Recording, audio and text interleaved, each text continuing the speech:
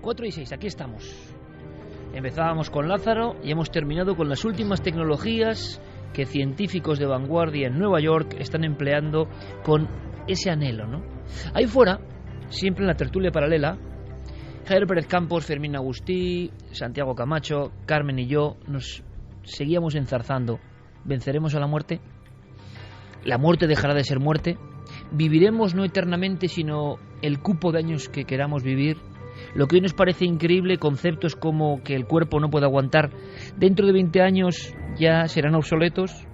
¿Habrá dispositivos para de alguna forma estar eternamente activos, vivos, con las posibilidades, ¿no?, de tener una vida digna?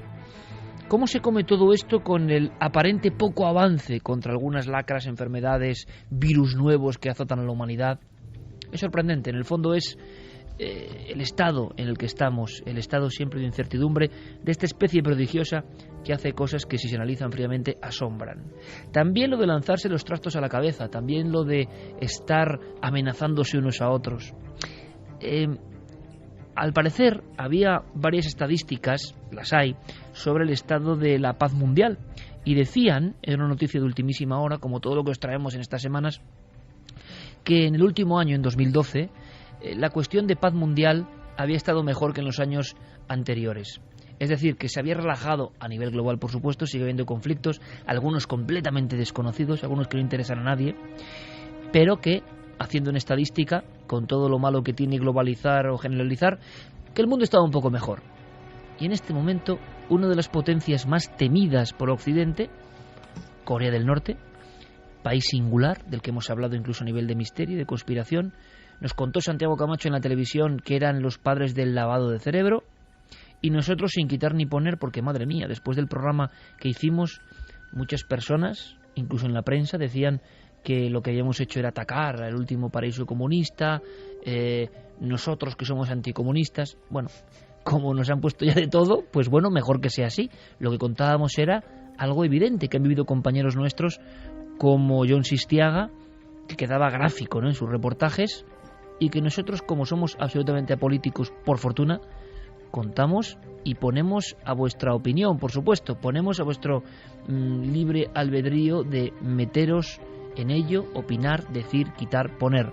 Simplemente la cuestión es que Corea del Norte es un país singular, diferente, y que es noticia porque si uno lee los titulares contempla que se habla de amenaza atómica, amenaza nuclear. Es más, hay una fotografía de los máximos dirigentes militares y políticos de Corea del Norte y detrás aparece un plano.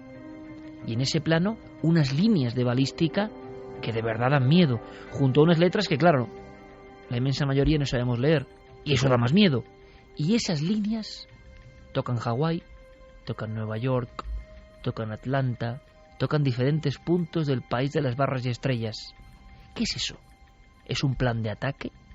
¿Realmente una nación como Corea del Norte está dispuesta a pulsar el botón rojo? ¿Estamos ante ese momento de la historia? Por supuesto hay que hacer otra lectura, que se dice, que se comenta, que hay, que no hay. Santiago Camacho, Corea del Norte, máxima expectación, prácticamente se ha hablado de, en los albores de una terrible guerra. Espero que sean equivocados y exagerados. Pues la verdad es que yo creo que sí. Y de hecho, los titulares muchas veces son muy alarmistas. A veces un titular que pone guerra nuclear ayuda a vender periódicos. Así que qué mejor que recomendar a nuestros oyentes que estén informados de primera mano. ¿Y dónde se pueden informar de primera mano? Hay una página web, es muy sencillo, tomen nota, usfk.mil, M-I-L, usfk.mil. Es la página web de las Fuerzas Armadas norteamericanas en Corea. Ahí se detalla el nivel de alerta de cada zona que patrullan, de cada zona que vigilan los asesores americanos que ayudan al gobierno de Corea del Sur, que asesoran a su ejército. Actualmente, ahora mismo la tenemos aquí puesta, el nivel es bravo. Hay 5 niveles. Normal, nunca ha estado en normal, o sea, eso que no se despiste. Digamos fase 1 sería normal, ¿vale? Alfa, que es su estado habitual, es decir, alfa sería el equivalente en este caso a no pasa absolutamente nada. Bravo, que es el que correspondería a un nivel como el que estamos ahora, de cierta tensión, pero que no es considerado una amenaza directa. Y si en algún momento esa página web pasa a Charlie, y no te digo nada, a Delta, que es el último nivel, que sí sería una guerra, entonces sí que deberíamos empezar a preocuparnos. O sea, hay que poner el botón refrescar en esa web y como ponga Charlie o Delta, vamos, lo llevamos claro, ¿no? Pues la verdad es que sí, porque estaríamos hablando de que esos militares norteamericanos consideran que el nivel de amenaza ya es serio, ya es como para prepararse para una confrontación militar. Santi, ¿por qué pasa esto? Vamos a ver, lo primero también vamos a tranquilizar. No es la primera vez que pasa, no es la segunda, esto pasa con cierta periodicidad. No es la primera vez que el gobierno de Pyongyang declara la guerra al gobierno de Corea del Sur. De hecho, es pura retórica porque oficialmente llevan en guerra 60 años. Lo que tienen es un armisticio, no se ha firmado nunca un tratado de paz, es decir, es un alto el fuego en una guerra que sigue oficialmente abierta. Siempre ha sido Corea del Norte la agresora. Siempre ha sido Corea del Norte la que ha proferido las amenazas en respuesta a lo que ellos denominan provocaciones del sur o de los norteamericanos o de ambos a la vez. En este caso, la respuesta es debida a dos cosas. Cosa uno, hace poco tiempo Corea del Norte hace unas pruebas tanto nucleares como de misiles balísticos y el Consejo de Seguridad de Naciones Unidas establece una serie de sanciones. La más importante, la congelación de activos de las empresas que tiene Corea del Norte vinculadas a la tecnología nuclear que operan y tienen cuentas en el extranjero. Y esto es muy llamativo porque denota también una cosa que los analistas internacionales han notado con cierta atención. Esa sanción se produce en el Consejo de Seguridad de las Naciones Unidas, donde China, el principal aliado teórico de Pyongyang, tiene derecho a veto. Es decir, si China dice esta resolución no sale simplemente porque lo digo yo, y la dejó pasar, lo cual ya denota cierta distancia con las posturas belicistas del gobierno de Corea. China de alguna forma se aparta un poco, ¿no? Sí, de hecho, China está intentando apaciguar a todas las partes, está dando discursos de vamos a calmarnos todos un poco, porque China lo último que desea es una guerra en las puertas de su casa. China está en pleno proceso de crecimiento económico, está viviendo una edad dorada, está disfrutando de una posición privilegiada tanto en las finanzas como en el comercio internacional y desde luego no le iba a beneficiar en absoluto tener que apoyar a Corea del Norte en una guerra contra Occidente. Santi, el mundo de la conspiración, lo contaste como siempre en Tu Cara Oculta, lo desarrollamos, mejor dicho, en Cuarto Milenio en un debate con un compañero que había estado allí en Corea. Titulares, ese gigante tremendo que en la conspiración se decía que podía ser fruto de análisis genéticos extraños. Recuerdan la imagen de ese desfile y un hombre como de 2,20, un hombre real que estaba allí, un soldado, el supersoldado. Y siempre se ha tenido la sensación de que en Corea las leyes que imperan en el resto del mundo, leyes por ejemplo sobre la bioética o hasta qué punto hacer cosas por ejemplo con ámbitos tan espinosos como el de la clonación, pues allí no se tienen en cuenta. Leyendas, repito o no, conspiración, acontecimientos tremendos como el de seguir experimentando en el ámbito del lavado de cerebro, que nace en la guerra de Corea, y los coreanos del norte, por lo que se cuenta, son expertos en esto. Y luego historias tremendas, ¿no?, de la vida cotidiana, de esos cuadros que están en cada casa de los líderes, que están girados un poco para que el líder te observe. No puedes doblar un billete del líder y puedes ir a la cárcel por ello. Tienes que pararte a saludar en las estatuas del líder. Todas estas cosas que contamos y que dices, no me lo puedo creer. O sea, es un país de ficción. Ese ministro de defensa al cual atan y le lanzan un mortero porque no lloró lo suficiente en el entierro. Y le pillaron borracho. Un mundo que parece de cuento expresionista y que está ahí. Bien, y en el ámbito de la conspiración evidentemente se filtran muchas cosas. Una de ellas es el análisis o la lectura diferente de una foto que ha dado la vuelta al mundo, Santi. Ese mapa que yo comentaba y que alarma porque vemos cómo Corea tiene ya, y además nada de ordenadores, en una especie de pizarrín colocado ahí, cosa que da más terror, la balística y hasta dónde llegarían sus misiles de cabeza nuclear. Bueno, Se ha especulado mucho a ese nivel ya de la contrainformación con esta fotografía, Santi.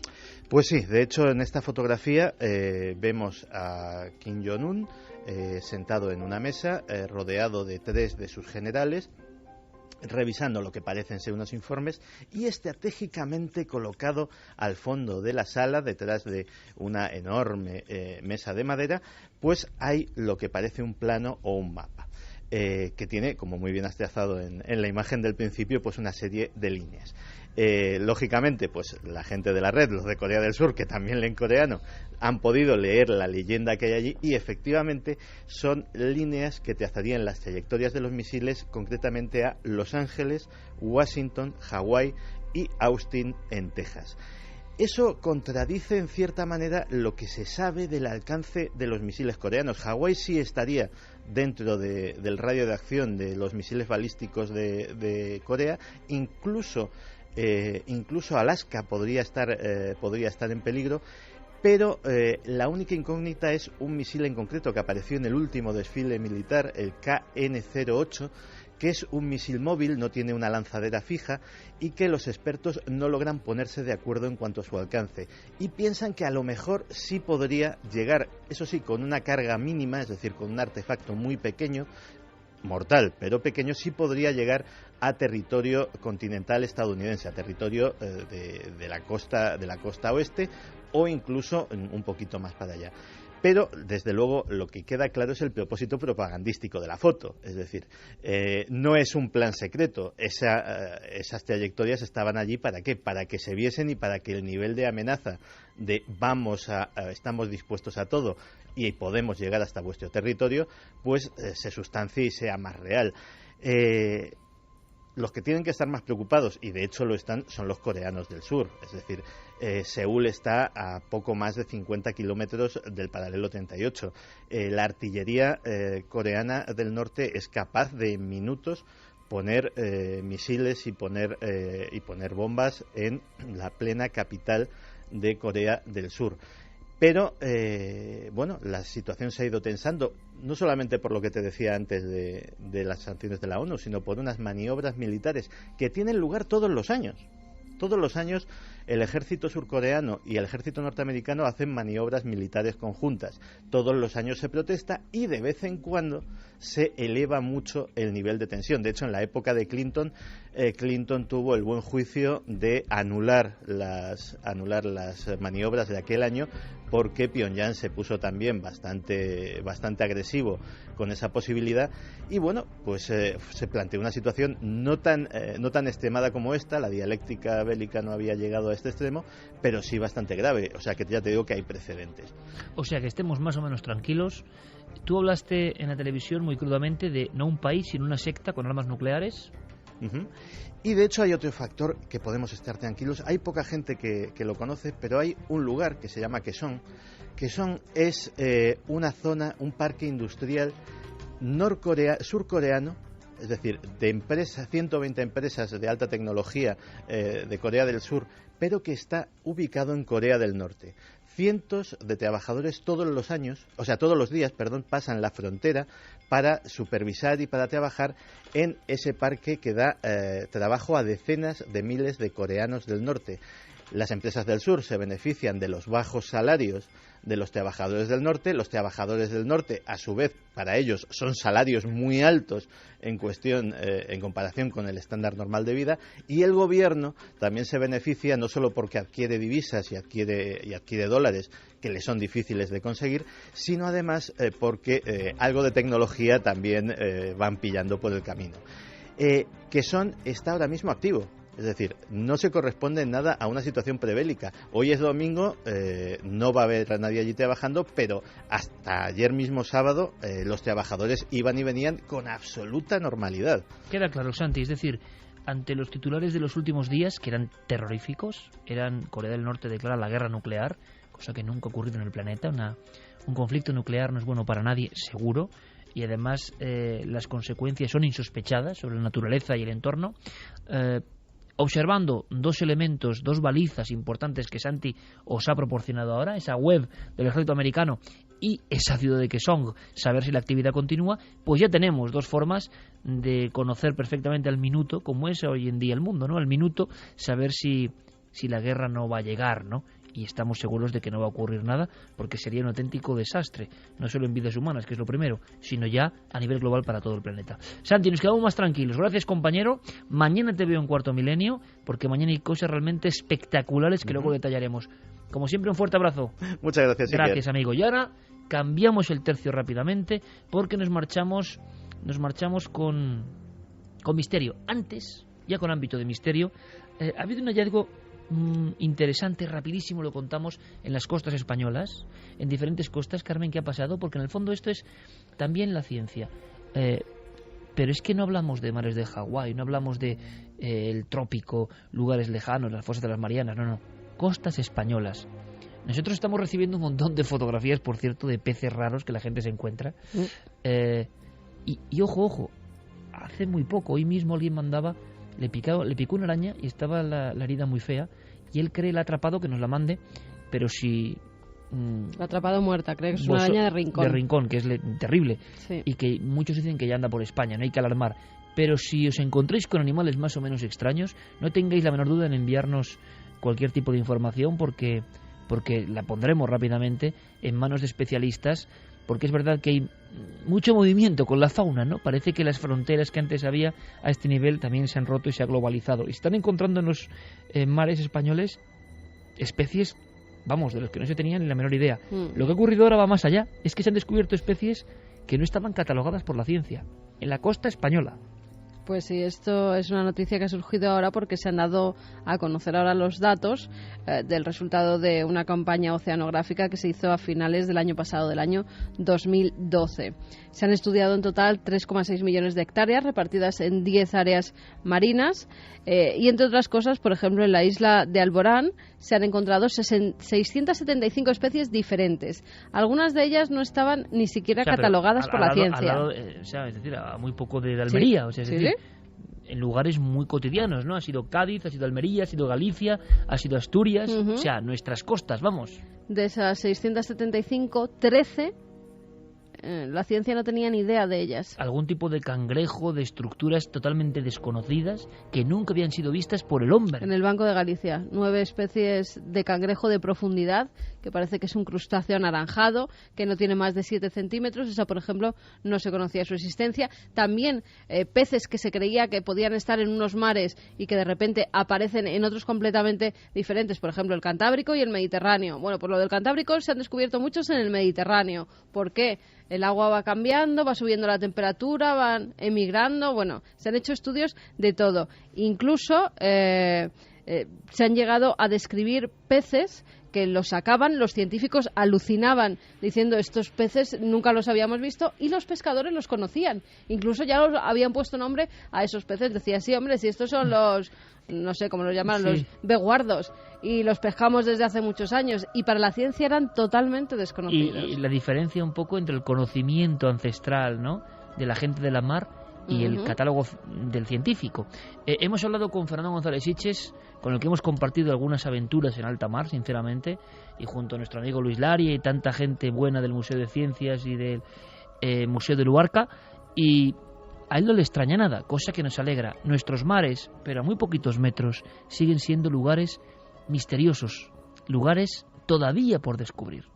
Me parece que esta noticia de los descubrimientos de nuevas especies marinas en aguas españolas viene a confirmar lo que ya sabíamos, que es que ahí abajo en el mar nos queda todo por descubrir.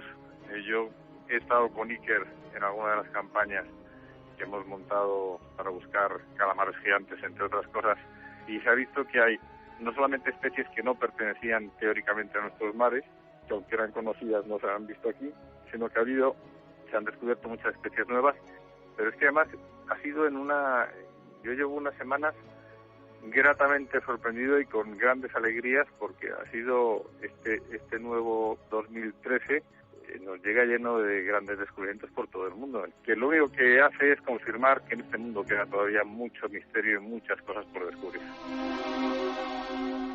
4:26, acabamos de escuchar no a un criptozoólogo, no a un perseguidor de leyendas, acabamos de escuchar a un zoólogo y a un biólogo como González Sitges, que conoce muchos mares. Y cuando hablas con esta gente de la ciencia, pero con esta enorme ilusión, siempre se refieren a lo que queda por descubrir. O sea que la certeza de las cosas es como si alguien me dice: no, en el Cantábrico nunca ha habido ni va a haber. Oiga, si es que estamos en el umbral siempre de la incertidumbre constante.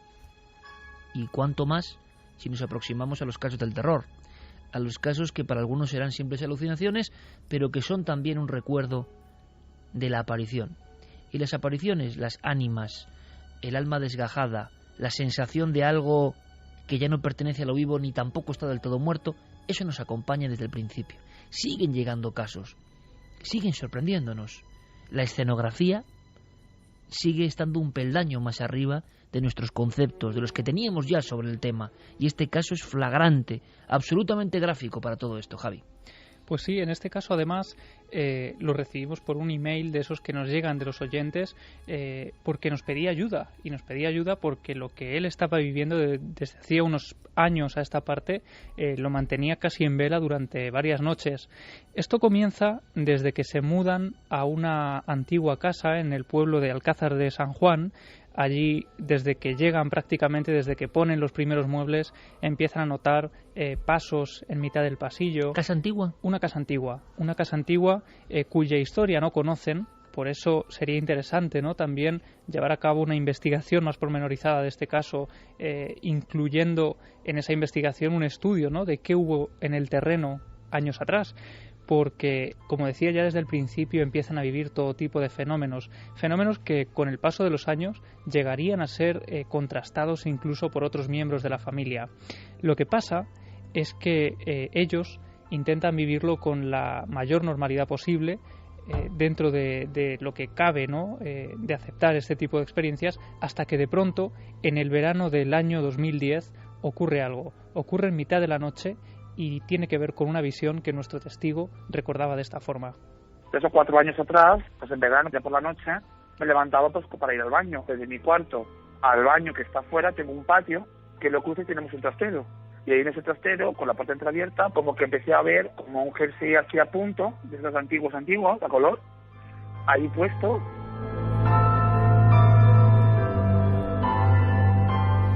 Un jersey de punto, estamos imaginando, visualizando, y de verdad que a mí esto me toca, porque no he mencionado más que una prenda de ropa, no tiene por qué ser nada misterioso, pero ya intuimos que si lo hemos elegido es porque hay un misterio. El típico jersey de punto o de ochos que identificamos, ¿no?, como de niño antiguo. Un jersey flotando en mitad del pasillo, rompiendo la oscuridad de ese pasillo con ese color como marrón. O sea, él lo ve no sostenido ni enganchado a nada en ese umbral del trastero, colgando en mitad, a cierta distancia del suelo. Él dice que lo ve levitando en mitad de ese pasillo. Él lo llega a ver tan claramente que piensa que puede ser una prenda de ropa que su madre ha dejado en mitad de la noche en esa zona concreta de la casa.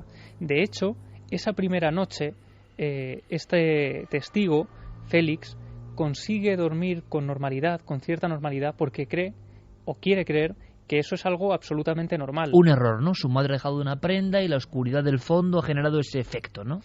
El problema viene cuando a la mañana siguiente Félix le pregunta a su madre si ella había dejado un jersey colgado en el pasillo, y ella le dice que no, que ni siquiera tenía constancia de la existencia de esa prenda de ropa. Si quieres, vamos ahora a escuchar cuando unos meses después esa aparición un tanto extraña vuelve a tener lugar y él puede captar nuevos detalles. O sea, hay una segunda noche. A las 2 noches o 3, bueno, por curiosidad, yo voy a acercarme. Me acerco, y mi sorpresa cuando me encuentro entre la puerta entreabierta a un chico de unos 8 años, con el pelo castaño, es que me acuerdo perfectamente, así de pie, con las manos hacia abajo, y un pantalón así de pana marrón. En esa segunda oportunidad y en el mismo lugar donde estaba esa prenda, él ya ve un niño de unos 8 años, ahí, inerte, mirándole como si fuera ajeno a esa realidad que él estaba viviendo, hasta tal punto que hay un momento en el que llega a cruzarse casi directamente con él, y lo llega a ver tan nítidamente que la reacción casi primitiva de Félix es echar a correr a su propio dormitorio, cerrar la puerta y meterse dentro como si fuera el último refugio, ¿no?, ante esa visión. Una visión, Iker, que además se repitió esa misma semana casi durante cada noche. Él sale corriendo por el pasillo. Hay que imaginar la escena también, ¿no? Él sale corriendo dejando a su espalda esa figura, sea lo que sea, llega hasta la puerta de su dormitorio y se encierra ahí. Ten en cuenta además que él desde esa puerta de su dormitorio, de haberla dejado abierta, tenía visibilidad perfecta hacia el pasillo, donde esa aparición seguía allí, y además esa incertidumbre, ¿no?, cuando al cerrar la puerta él no sabe si ha desaparecido o si continúa allí en el pasillo mirando hacia la puerta de su dormitorio. Ahora mismo me está recordando todo esto el espinazo del diablo, o sea, el niño está allí y el niño no se marcha. Es decir, podemos incluso conjeturar si es un niño real que de alguna forma ha accedido a la casa, pero es una parte interior de la casa. Es una parte interior que pertenece a ese pasillo entre el trastero, el cuarto de baño y el dormitorio de Félix, y lo que te comentaba es que ese tipo de visión, esa misma visión, ese mismo niño, se aparece durante cada madrugada de esa semana en el mismo lugar, en el mismo punto y casi a la misma hora, hasta el punto de que esta persona llega a hablar con su familia, a explicarles lo que está ocurriendo, y en un principio ellos se lo toman a guasa, se lo toman a risa, creen que es una imaginación, un que sueño, Félix, una alucinación, una pesadilla. Claro, una pesadilla vívida, ¿no?, casi. Lo que ocurre es que Félix invita a su padre a que esa noche le acompañe para ver si él también era testigo de esa aparición.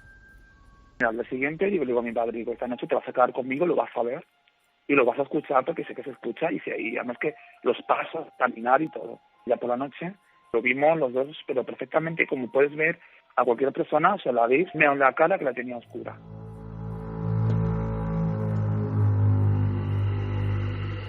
Padre e hijo, situados, imagino, en el mismo punto, en el pasillo, están ahí y observan la figura.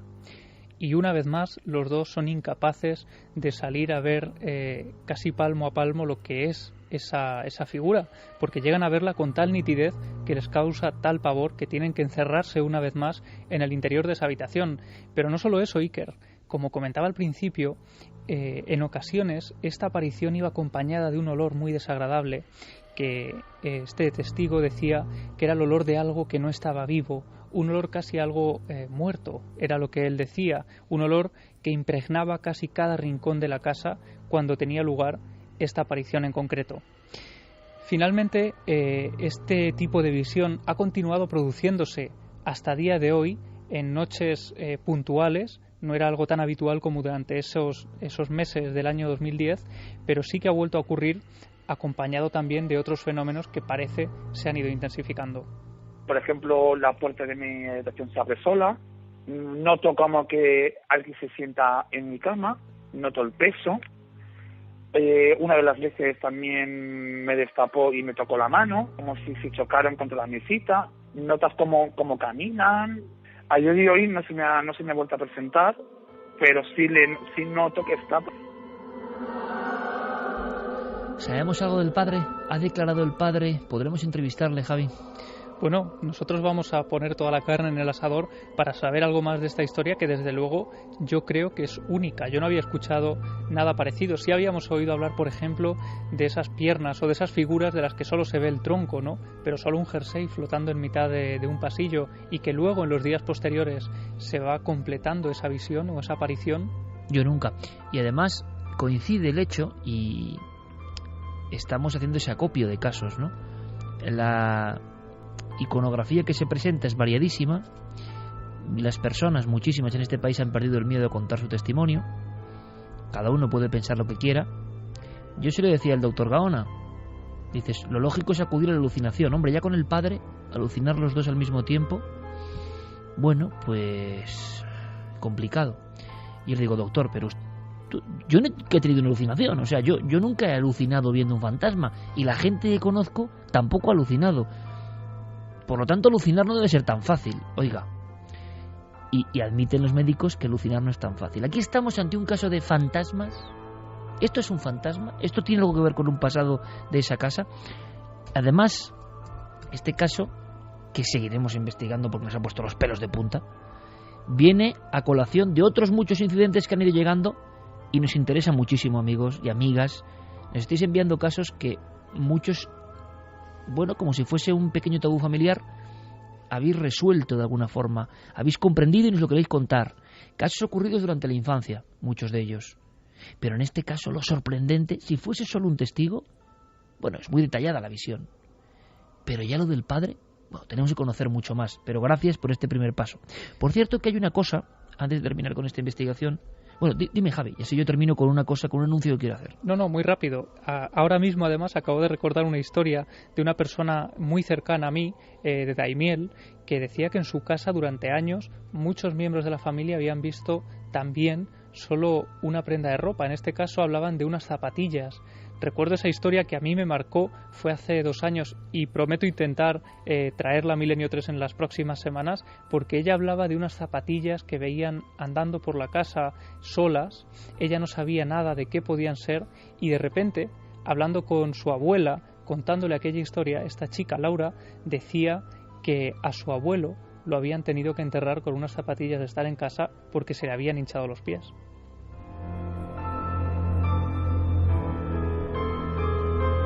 Todo ocurre en Ciudad Real, por cierto, ¿eh? Estos casos que tiene una conexión, no es por nada, Daimiel, pueblo de brujas. Sí. Un saludo para toda la buena gente de Ciudad Real que nos sigue con gran fidelidad, pero es que hay partes de España donde sigue habiendo este nexo con lo ancestral y nos encanta. Hablando de lo ancestral y hablando de ese tema que es el universal, ¿no? Hoy hemos empezado con Lázaro. Lázaro estuvo entre los muertos. Si lo que cuentan los evangelios es verdad, quizá fue un adelantado al mundo de la ciencia que hoy intuimos, y él estuvo en el otro lado, donde mora lo imposible, donde todos iremos alguna vez, ojo, en esa tierra incógnita que nos espera. Ahí estuvo Lázaro y vivió sus visiones y luego pudo regresar. Los seres humanos desde el principio del tiempo han creído que algo de nosotros se queda.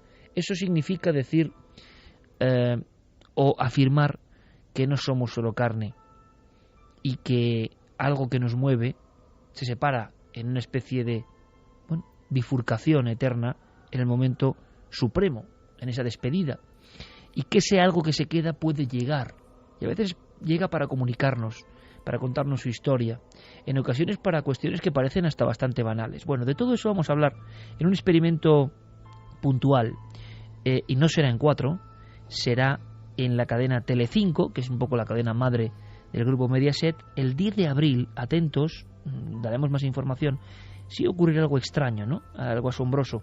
Junto a esa serie que se llama El Don de Alba, que es una producción de Disney, que en el fondo tiene que ver, ficcionada, pero con todo este tipo de visiones, el equipo habitual de Cuarto Milenio hará un programa que es diferente, es distinto, no es Cuarto Milenio, será un especial sobre fantasmas. Carmen, ¿tú que lo vas a dirigir? Pues ya nos contarás. Yo ahí voy a hacer otra cosa, o sea, y yo estoy encantado. Será una sorpresa. Y todo este equipo va a estar vinculado, ¿verdad, Santi? Que todavía estás por aquí en la bruma. A mí no se me verá, pero estaré detrás de las cámaras también. Y a Javi también. Sí, va a ser interesante. Además, yo creo que va a ser un poco lo mejor, ¿no? Lo más interesante también que ha pasado a veces. No cuentes porque no nos dejan, pero que es un experimento en el que estamos todos metidos, que va a ser interesante seguro, que quizá vaya para otro público y que por supuesto siempre va a ser con el marchamo y la seriedad con la que llevamos 8 años acercándoos a todos vosotros los temas del misterio, y en la Radio 12.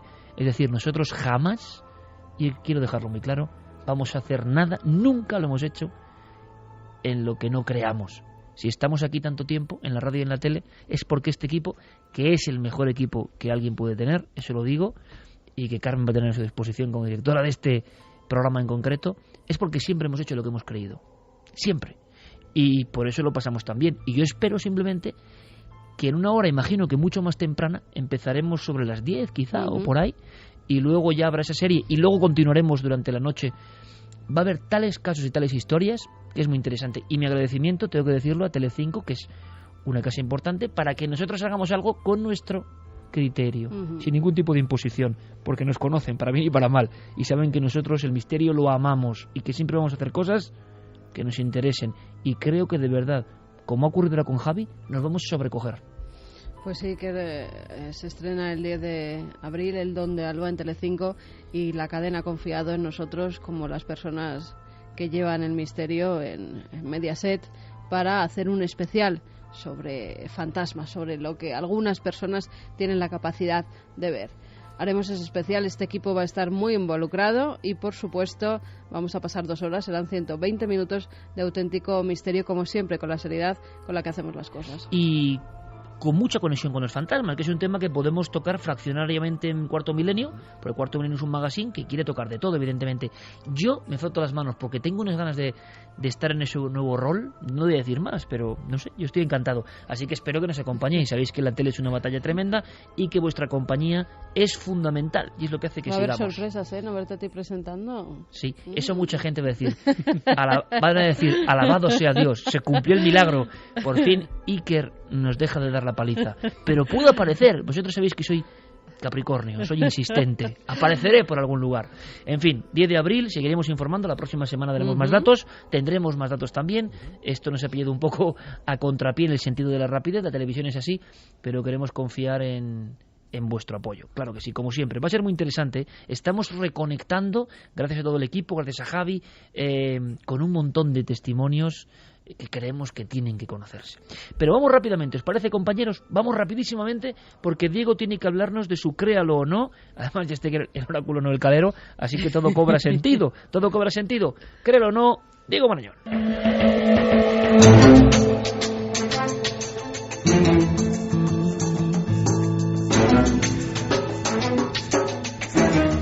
Diego, compañero, buenas noches. Muy buenas noches. Iker, Oye, ¿qué tal? directamente te invito a que vengas mañana a la tele, ¿vale? Venga, me apunto. Porque ha pasado algo tremendo. Expedientes X de la Guardia Civil con apariciones en carretera. Quiero que estés, amigo. Pues ¿aceptas el estaré reto? porque eso hay que contarlo. Bueno, después de dicha esta cuestión, después de decir esta cuestión sobre el ámbito de la televisión, ya basta de televisión, vamos con la radio, que es lo que nos ocupa. Teníamos un créalo o no pendiente, Diego. Efectivamente, teníamos un créalo o no relacionado con la radiación y con los niños y con juguetes, Iker.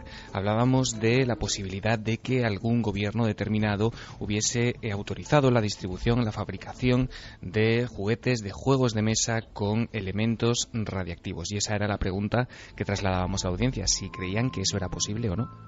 Noel, ¿tú qué dices? Juguetes radiactivos para los niños. Venga, este es el vivo. Dice que no, que es imposible. Y además eso con esa... como quien tira un penalti, no he hecho ni... O sea, directo. No, absolutamente no. Y yo no sé nuestro público qué habrá dicho a través de ikerjimenez.com. Suena un poco fuerte, ¿no? Juguetes radiactivos para los niños. Con elementos que pueden ser dañinos. La encuesta estaba exactamente... La encuesta está que no se abre porque hoy los ordenadores con eso del cambio de la hora están la tengo así. Yo delante, si queréis. A ver, Diego, cuéntanos. Diego. La encuesta de esta semana ha quedado con un 65,4% que creían que era verdadero y un 34,6% que votaban por la opción falso. Claro, no estuvo Noel, no dio su voto, entonces no ha condicionado. Pero Noel nuestro oráculo cree que es absolutamente falso. Y pues una vez más damos la enhorabuena a Noel, porque sigue con su puesto de oráculo invencible, pero incluso en vivo, ¿lo has visto? O sea, no de una semana para otra, es maravilloso, en vivo. Maravilloso. Yo confío en él y estoy seguro que de aquí a final de temporada no nos va a fallar ni una sola semana. Grande, porque ya es muy difícil, o sea, evidentemente es verdadero. Evidentemente es verdadero, y no solamente un juego de mesa, Iker, no solamente un juguete, sino un montón de juguetes durante la década de los 50. Increíble. Que fue pues una década especialmente... exitosa, ¿no?, para este tipo de material, de todo lo relacionado con lo nuclear. Era un campo en el que estaba muy de moda, parecía que era todo un avance de la ciencia, de la técnica. Sí, como la panacea de la electricidad que hemos hablado antes en el 19, ¿no? Efectivamente, y durante esa década, durante los años 50, salieron al mercado pues un buen número de juguetes que se acompañaban de componentes radiactivos, pero te estoy hablando de sustancias como el uranio, el radio, en fin, incluso el inventor de un juguete tan popular como el Mecano, Iker, sacó al mercado un juego de mesa que se llamaba el Atomic Energy Lab y que incorporaba diversos objetos que, bueno, que sin duda harían... o sea, era el quimicefa, pero a lo bestia. Efectivamente, harían las delicias de las autoridades hoy en día que llevan el control a rajatabla de todo este tipo de juguetes. Oye, yo hablando en serio, recuerdo las explosiones de mi primo Roberto con el quimicefa, que no es leyenda urbana, generando... Claro, lo mezclaba con una... O sea, mezclaba...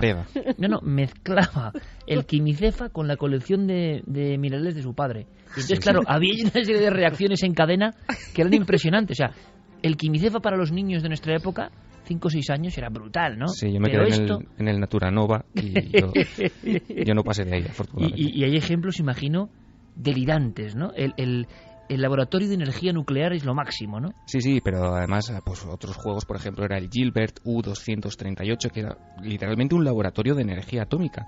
Se vendió durante 2 años, en el 50 y en el 51, y tú podías experimentar, no todo el mundo podía experimentar porque costaba por aquel entonces ya $50, que era pues una cantidad bastante considerable. Así que realmente si se retiró del mercado fue porque no todo el mundo podía permitirlo y no porque las autoridades hicieran nada realmente para eliminarlo. Como te digo, había fuentes de radiación, incluso una fuente de rayos gamma contenía este juguete en concreto. También te traía tu propio contador Geiger para que mirases a ver qué tal iba tu radiación. Por si iba a Chernobyl o por ahí, ¿no? Y típico para niños de 4 o 6 años, ¿no? Y además, pues cada uno de estos juguetes traía su propio manual que se llamaba por aquel entonces La prospección de uranio, que era estupendo para estudiarte qué podías hacer con aquello. Acabo de sacar Javier Pérez Campos en tiempo real uno de los laboratorios radiactivos. Esto es increíble. ¿Y qué te parece? Increíble. Además con la terrible cara del niño de Hyper. Es que ese arte sí. vintage. Ese arte Vintage total. es ese niño que era modelo único. Como un día hay que entrevistar al niño de la nocilla, que para mí fue todo un icono de mi infancia. ¿Pero seguro existe? que no lo recordáis. Sí, el del Kinder. El del pelo casco. Pero el del Kinder es una versión actual. Pero el niño del pelo de nocilla del año 77-78... Pues estoy escuchando, eso está... No, pero me encantaría que nos escribiese. Porque esa rebanada, ¿de dónde la sacaba? O sea, eso sí que era algo nuclear. Era una rebanada más grande que su cabeza. Era impresionante, con la doble crema, negra y blanca, ¿os acordáis? Nocilla, qué merendilla. Exacto, y la gente decía, ¿pero dónde está esa rebanada? Era como el eterno trauma de ver en los juguetes los anuncios. El niño cogía la caja, pero tenía la montaña, el río... tenía todo el escenario. Sí, efectivamente. Eran niños de estos que no sabías muy bien si eran niños o muñecos de estos de ventríloco, porque tenían ese toque... Una extraña expresión. Acartonado. Una extraña expresión. En fin, no sigamos por ahí, pero el mundo del juguete, el mundo de los autómatas, da para mucho. Ha ocurrido algo en Oklahoma, Diego, y lo vamos a dejar por una cosa muy sencilla, porque puede condicionar la respuesta. Perfecto. La leyenda que va a contar ahora, o la verdad que va a contar ahora Diego Marañón, en un flash, nos va a poner a todos de nuevo los pelos de punta. Y todos, cientos de miles de amigos ahora mismo, van a sentir un escalofrío muy especial, porque nos ponemos en el lugar del afectado. Cuéntanos, Diego. Pues el Créalo o no de esta semana va a versar sobre esos peligros que aparecen en los lugares más insospechados, si quiere. En esos lugares en el que ninguno de nosotros podríamos imaginar que tenemos delante una amenaza. Por ejemplo, se ha contado que en diversos lugares, como por ejemplo en las salas de cine, escondidas en esas butacas que están en penumbra, podría haber extraños objetos. ¿Qué extraños objetos serían esos? Pues objetos que están escondidos en determinados huecos de esas butacas y que serían ni más ni menos que jeringuillas hipodérmicas que estarían contaminadas con algún tipo de enfermedad. Jeringuillas que estarían esperando a un incauto paciente involuntario para transmitirle algún tipo de virus, algún tipo de enfermedad contagiosa, y que habrían sido ahí colocadas pues por alguien como dirían en el mundo brugueril, con aviesas intenciones. ¿Será verdad o será mentira? ¿Quién no ha escuchado esta historia y quién no ha sentido terror y quién en cierta época no menudo muy bien la butaca del cine en la penumbra, ¿no? Oráculo, no el calero, que no.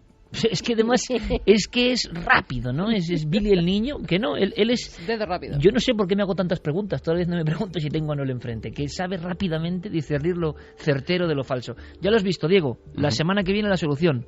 Perfecto. Mañana será un placer recibirte en Cuarto Milenio, que también es tu casa, para hablar de verdad, yo creo que unos documentos que son históricos. Denuncias de la Guardia Civil, Diego, es para crearlo o no, ¿verdad? Es para crearlo, no es para crearlo, ¿no? Denuncias sobre apariciones. Gracias, Diego. Venga, un saludo. Un abrazo muy fuerte. Cómo nos gustan los momentos de nostalgia, ¿verdad? Sobre todo a Santi y a mí, a Carmen que se cruje, vamos, con todo esto. Yo, ya que tenemos un micrófono, que vuelva el Plalín. Voy a decir en antena... No, en serio, no, por Dios. Dejadnos que vuelva el Plalín, pero el Plalín de verdad, no el que sacan, que es imitación. No. Devuelvan el sabor de nuestra infancia. Yo en mi Vitoria natal o en Villava, donde mi otra familia, y como ¿os acordáis del pralín? ¿No os acordáis? ¿Tú te acuerdas del pralín, Santi? Sí, tengo un vago recuerdo. Y me acuerdo ¿Vago recuerdo? ¿Tú que eres mayor que yo? Sí, porque yo era más de nocilla. ¡Bah! Vendido en la multinacional. Bueno, no, nocilla está muy bien y todo eso, pero el pralín era español genuino. La merienda de los hombres una fuertes, cosa que era nocilla. mitad chocolate, mitad fresa. Sí, terrible. Que no sé sí, ni sí, qué Tulicrem. esa era terrible. Puede esa ser, era... sí. Tulicrem. Oye, hagamos un poco de vintage, que esto esa nos era encanta. terrorosa. Mira, Sí, no, pero... Pedro Abeja nos manda el misterioso niño de la nocilla y ahí ¡Ey! está con la gran rebanada. Qué grande, pero yo recuerdo uno que era más como Hay una hippie. niña que desde luego Sí, da también miedo, es tremenda. da miedo, pero es un dibujo. Pero, ¿os acordáis, nostálgicos del pralín, por ejemplo? Un día vamos a hablar, en estos minutos más de Mira, sueto, Susana dice, el pralín me lo daba mi abuela. y hay gente que me ha llegado a decir, que no se acerquen, por favor, que no, que era peor que otras, pero por favor, era el sabor de los niños de los 70, como soy yo, que ya soy muy mayor, es que era algo que pasa como con la magdalena de Proust. De repente te puede venir en cualquier momento ese sabor o ese olor, ¿no os pasa? Y Yo que te creo que no he reconecta probado la vida directamente del con la pralín. infancia. Sí.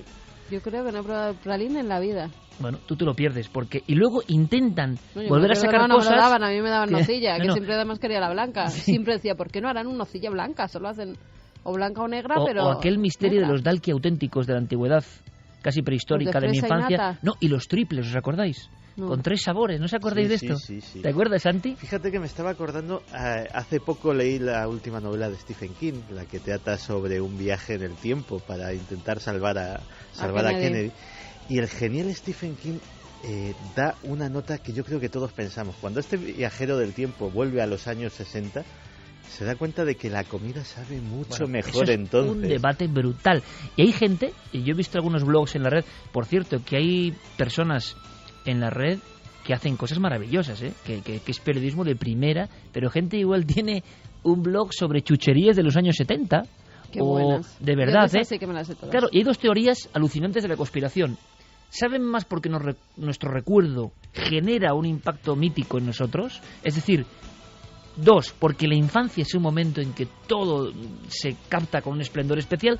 O 3, porque en aquel entonces, y esta me encanta, vamos a decir que las reglas sobre la salubridad o sobre los aditivos era como mucho más permisiva y nos metía, pero con el bazooka, todo tipo de cosas, azúcares, grasas extrasaturadas, pero claro, estaba tan rico, ¿verdad? Oye, pues un día tenemos que hablar de... Claro, yo hablo de lo que yo he vivido, ¿no?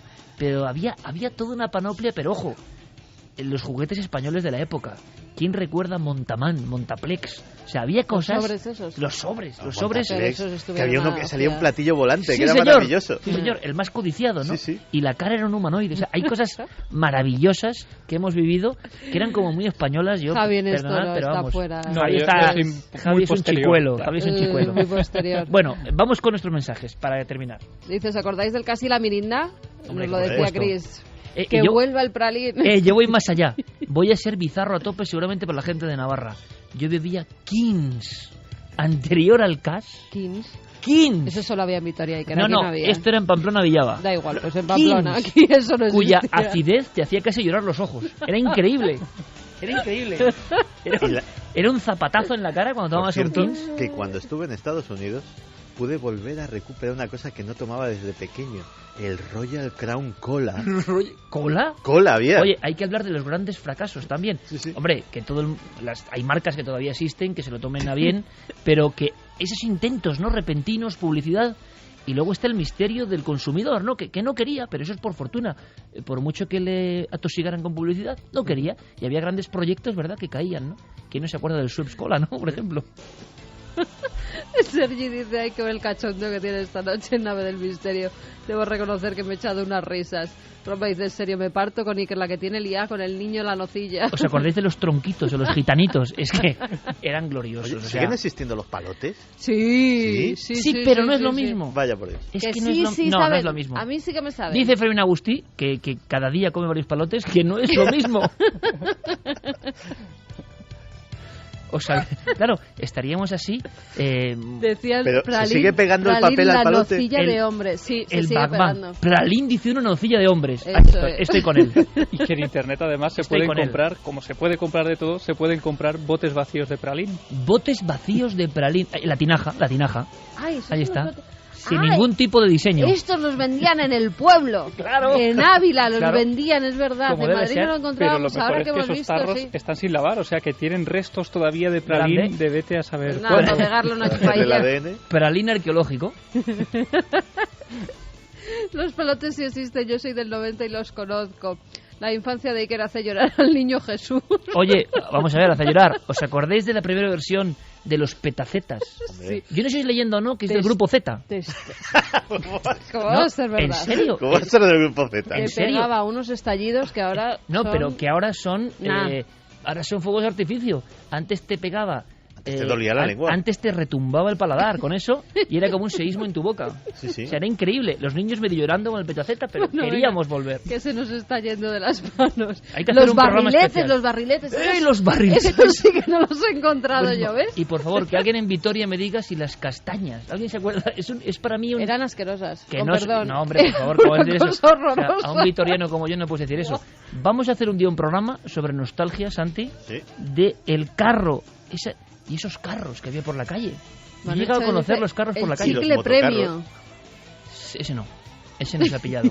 ¿Qué? El chicle chicle Cosmos, sí, ¿os premio. acordáis del chicle negro, Cosmos? Sí. Sí, Mítico. el chicle premio. En fin, no se nos sé. ha ido un poco, pero bueno, hemos entrado con la nostalgia Sí. y de alguna forma también la fuerza de cómo algunas cosas se quedan en nosotros por fortuna y nos hacen esbozar una sonrisa. Javi Pérez Campos queda al margen, es un 20añero en el fondo. En fin, amigos, lo hemos pasado muy bien, hemos empezado con todo el respeto hablando de Lázaro, de la resurrección, de la ciencia, de hospitales españoles con esta maquinaria y hemos seguido pues por un amplísimo abanico de temas. Mañana os esperamos a todos en la televisión y mañana de verdad una leyenda que se convierte en papeles de la Guardia Civil, denuncias, nombres, DNIs, datos, apariciones en carretera. Sobre las 11:30, 12 menos 20, estaremos en 4. Va a ser un placer. Noel Calero, muchísimas gracias, compañero. Fermín Agustí, gracias. Javi, gracias hasta mañana. Gracias, Iker, hasta mañana. Santi, hasta mañana, gracias. Mañana más. Y mañana nos vemos en 4. Ujú, En 4, sí, en mañana Cuarto ahí Milenio. estaremos en nuestra cita semanal en Cuarto Milenio. Os dejamos con nuestros compañeros, pasadlo muy bien, últimas horas de la Semana Santa de alguna forma, mucho cuidado a la vuelta, por favor, Las 3:06, ¿por qué? Tormenta el día planetaria. del relámpago, que se ha dibujado aquí mismo en Milenio 3.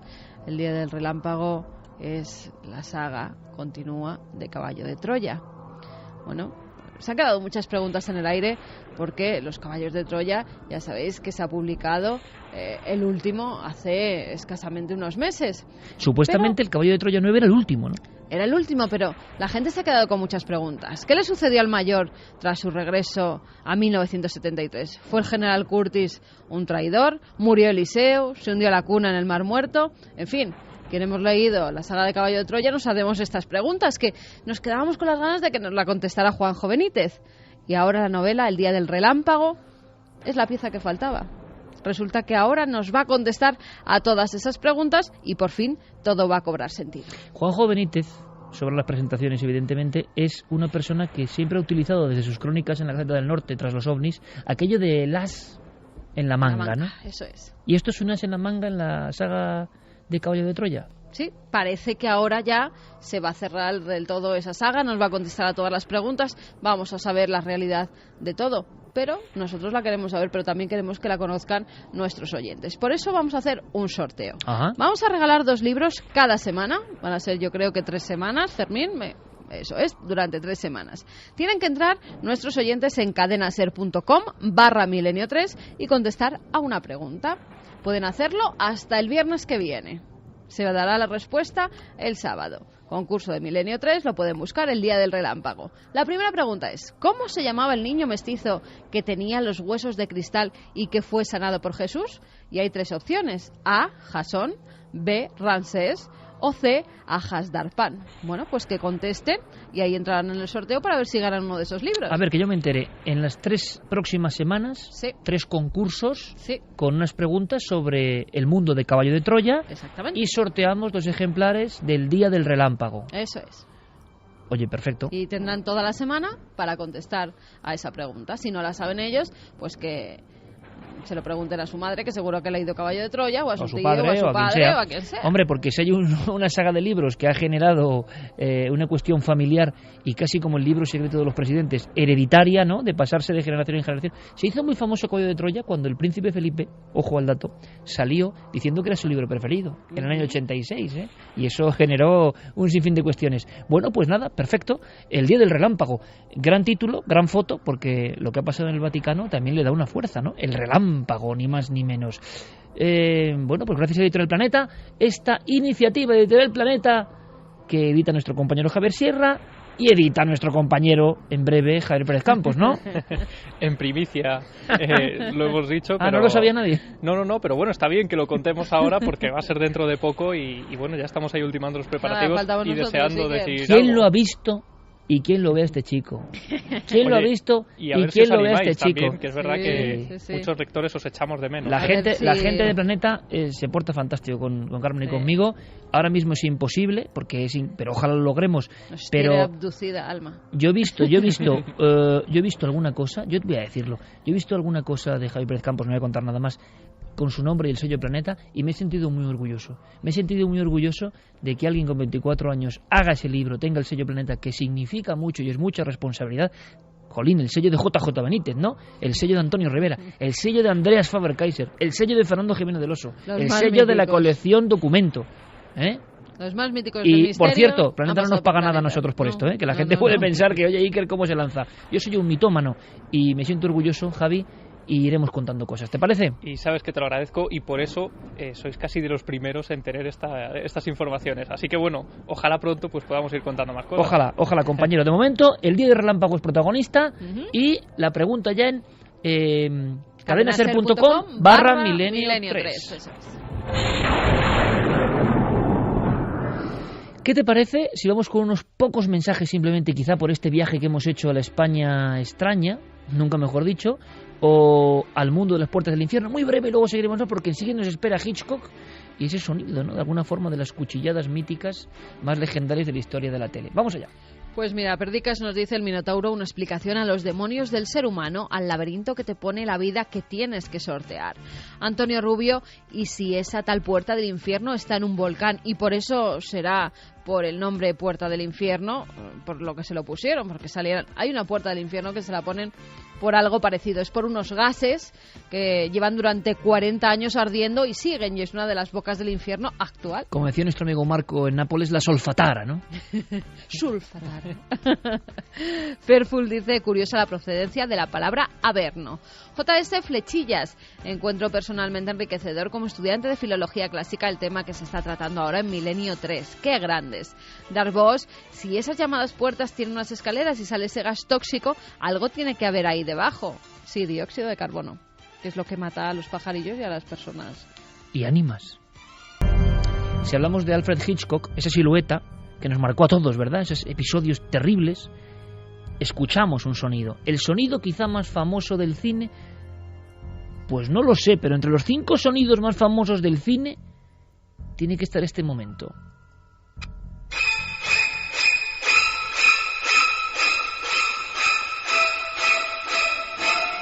Y yo creo que es que, bueno, todos hemos mirado en la ducha un poco, ¿no? Si hemos visto esta película y hemos imaginado una anciana terrible con cara deformada, con cara travestida en ese aspecto, con un cuchillo, ¿no? Detrás de esta película, bueno, se ha hablado mucho de esta película y yo quiero hacer ese viaje para conocer algo más.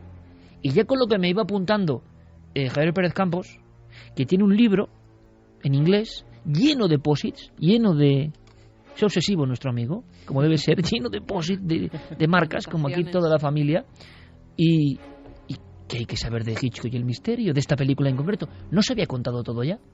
Pues no se había contado todo y, por ejemplo, para que te hagas una idea, en concreto esta música que estamos escuchando esta noche, la estamos escuchando gracias a su mujer, a Alma, que es en parte la que tiene... ¿Se llamaba Alma, su mujer? Sí, se llamaba Alma y tiene gran parte del mérito de Hitchcock. De hecho, él en una de sus últimas galas de los Oscar aprovechó para agradecerle a su mujer todo lo que había hecho por su carrera, siempre desde la sombra, porque en este caso Hitchcock quería que la película Psicosis fuera sin ningún tipo de música, fuera simplemente los sonidos que se escuchaban al natural, y fue Alma quien lo convenció para que eligiera esta música para esa escena clave de la película.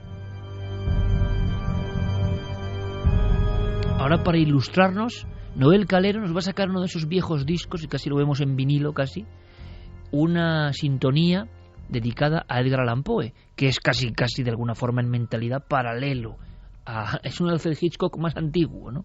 Venga, conozcamos la historia de Hitchcock, de Psicosis, y de ese terrible personaje, pero terrible, que no me gusta nada, Ed Gein, ¿no? Sí, la historia de Psicosis se remonta a 1957, el momento en el que los periódicos de todo Estados Unidos se llenan con fotografías de este macabro personaje de Ed Gein, que había sido descubierto hacía pocos días de que en el interior de su granja tenía el cuerpo de una mujer a la que acababa de asesinar, Bernice Worden, que era dueña de la ferretería de ese pueblo de Plainfield, que acabó dándole el apodo de El Carnicero de Plainfield, porque cuando los policías que sospechaban de él a raíz de una serie de pesquisas entran en su granja, entran en su casa, se encuentran una serie de barbaridades que él había hecho con cuerpos que había sacado del cementerio, y también con 2 personas que fueran las únicas mujeres que él reconoció haber asesinado.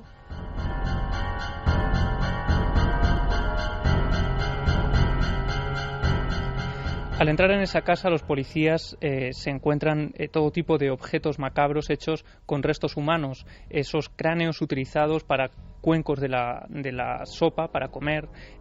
Tomaba sopa en los cuencos humanos de cerebro. En los cráneos de esas víctimas. Había utilizado también pues todo tipo de cosas, labios de la cara para los colgadores, incluso collares, ropa que se había hecho también con la piel de las víctimas, y lo que más llamó la atención de los policías de la época es que la habitación que había habitado su madre durante años antes de morir estaba completamente tapiada, como si fuera un santuario.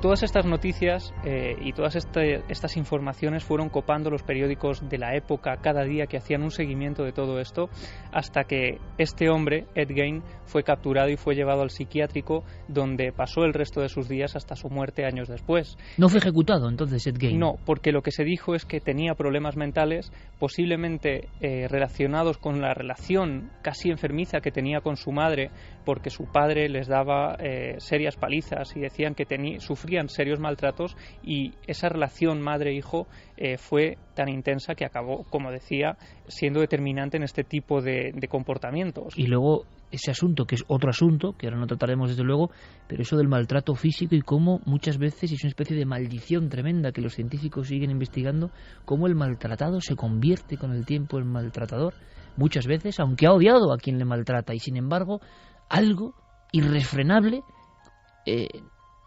le impide, ¿no?, cualquier tara, cualquier barrera, y acaba reproduciendo la conducta abyecta, aberrante de maltratar a alguien, sea hombre, sea mujer, sea niño, indefenso en ocasiones.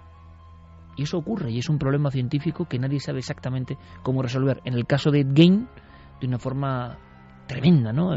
Hijo de un drama, y reproduce el drama hasta niveles del horror, ¿no?, de generar esa especie de tienda de los monstruos, de los cadáveres. Sí, de hecho, durante años la población de Plainfield tenía miedo a que esa casa se convirtiera en el atractivo turístico de personas morbosas que acudieran allí para visitar esa casa del horror. De hecho, poco antes de la muerte de Ed Gein, su casa apareció completamente quemada, basto de las llamas. Nadie supo exactamente cuál había sido el origen del fuego.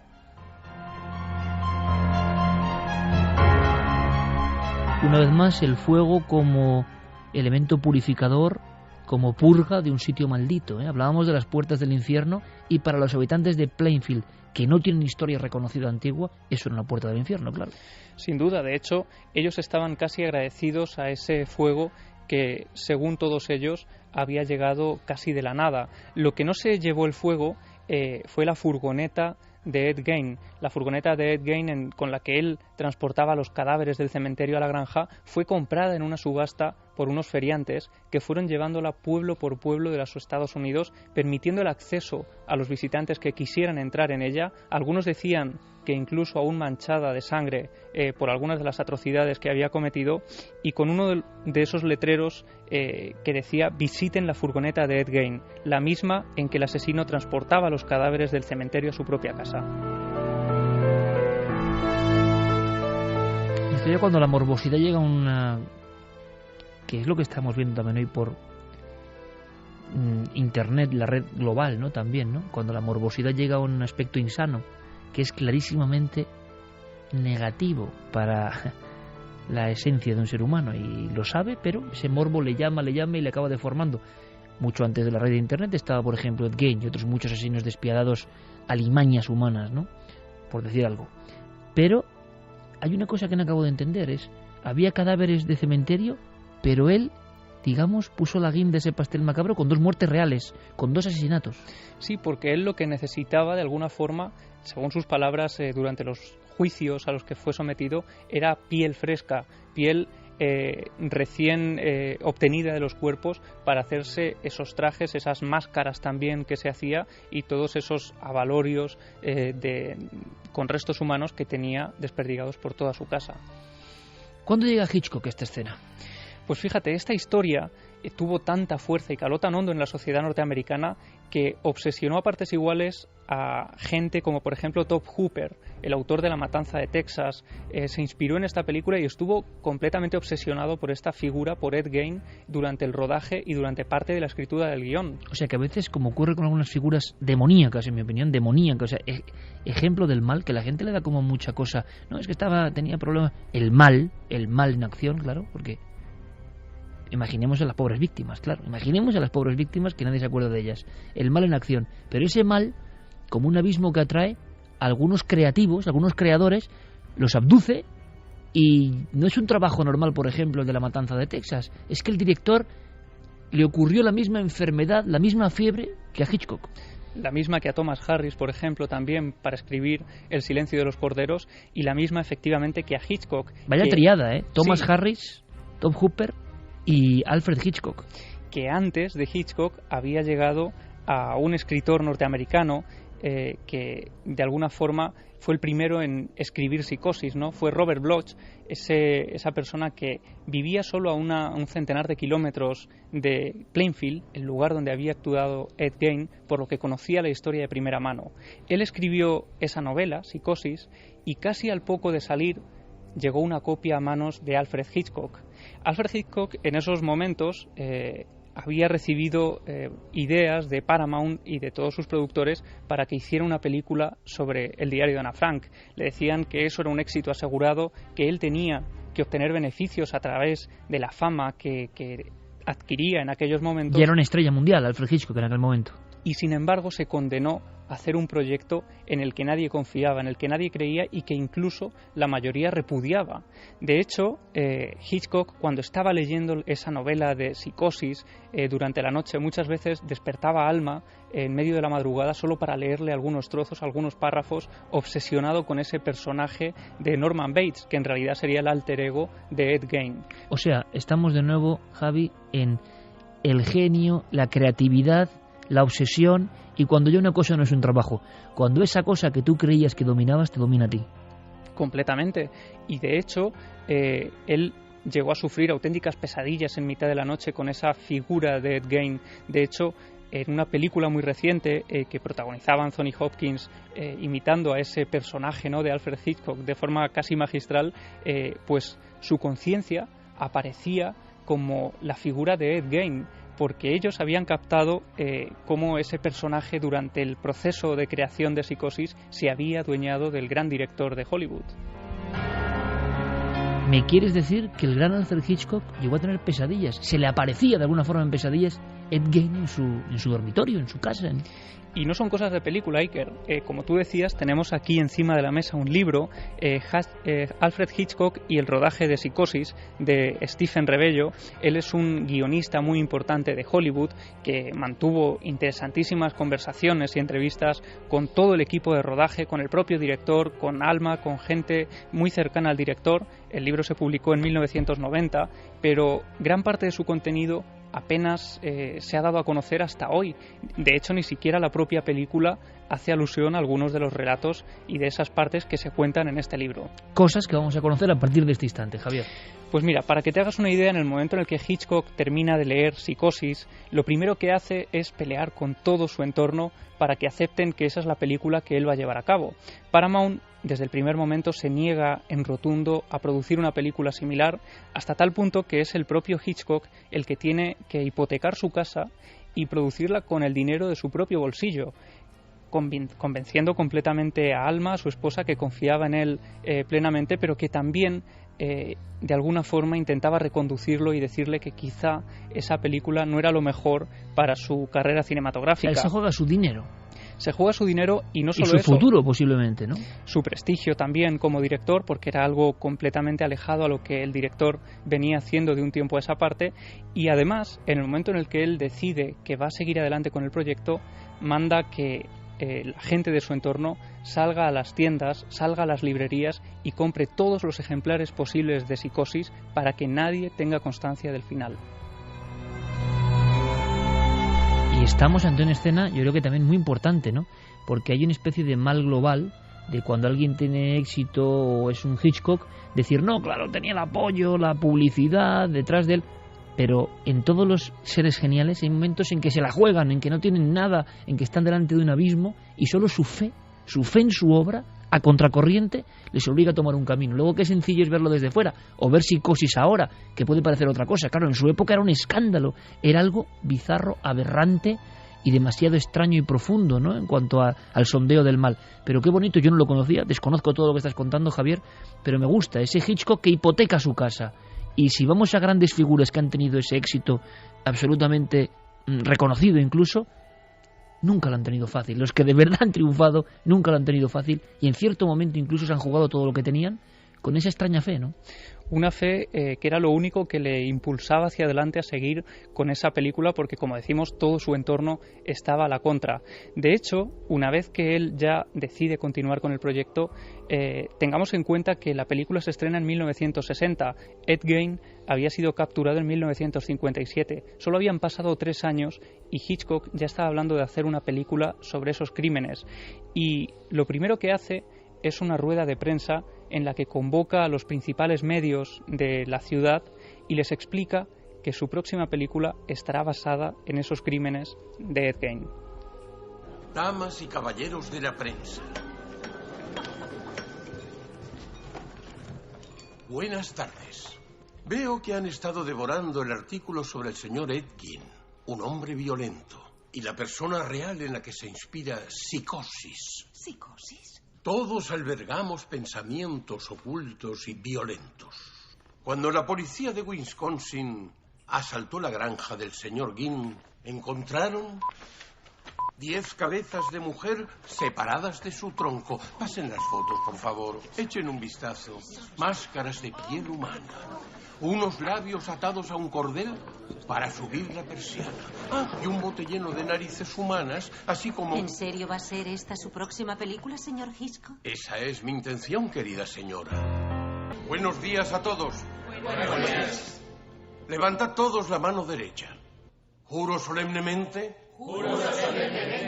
que no divulgaré... el argumento y los muchos secretos de Psicosis. Ni amigos, familiares. Periodistas. Ni al casi expresidente Dwight D. Eisenhower. Muchas gracias a todos.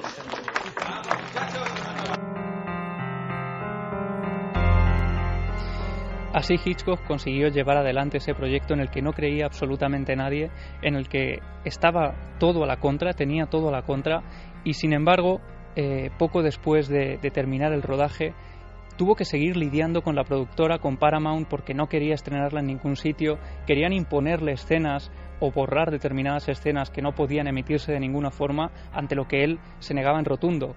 Y fíjate, Iker, en una historia como esta, llena de detalles escabrosos, hubo uno en concreto que es el que puso el grito en el cielo para el cine americano, y era que en la escena del baño apareciera una taza del váter. Pero ¿y eso por qué? No lo acabo de entender.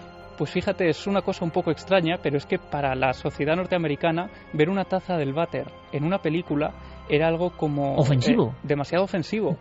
Y lo llegaron a poner incluso por encima de esas escenas de la ducha o de los otros asesinatos que aparecen en la película.